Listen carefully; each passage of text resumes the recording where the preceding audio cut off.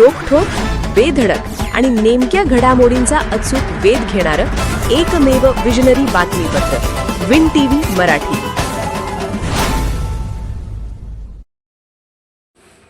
वारणोळच्या माठाने दिलाय तापलेल्या जीवाला थंडगार गारवा.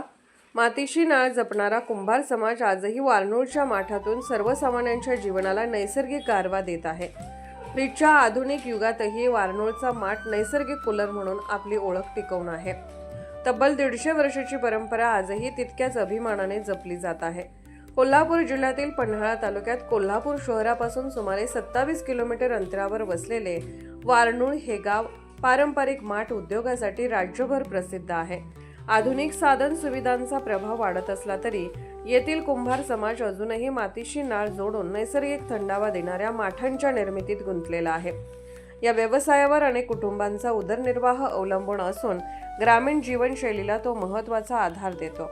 मातीला आकार देणे हे येथेच केवळ उद्योग नसून एक साधना मानली जाते. कडक उन्हातही कुंभार कारागीर माती मळणे, हाताने आकार देणे, वाळवणे आणि भट्टीत भाजणे अशा टप्प्यातून माठ तयार करतात.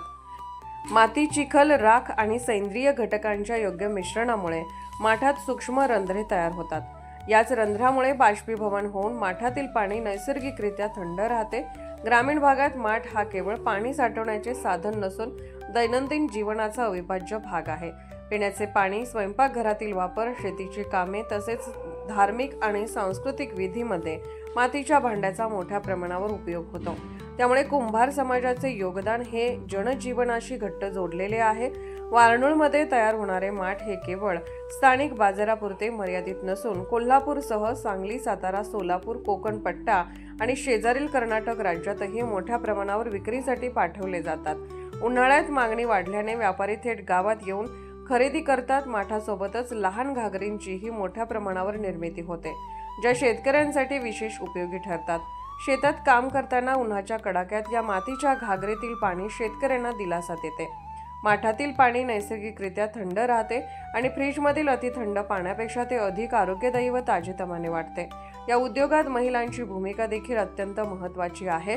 मातीची निवड, मळणी, रंगकाम आणि नक्षीकाम या सर्व टप्प्यात त्या सक्रिय सहभाग घेतात. पिढ्यानपिढ्या चालत आलेली ही कला गावाच्या सांस्कृतिक ओळखीचा एक महत्त्वाचा भाग बनली आहे.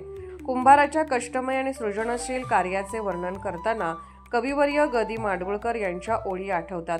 अरे कुंभारासारखा गुरु नाही रे जगात, वरी घालितो धपाटा, आता आधाराला हात. या ओळीप्रमाणेच कुंभार मातीला आकार देताना जणू जीवनालाच आकार देतो.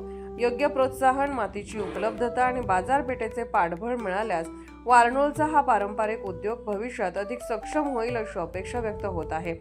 विन टीव्ही मराठीसाठी कोतोलीहून बाबासाहेब चौगले.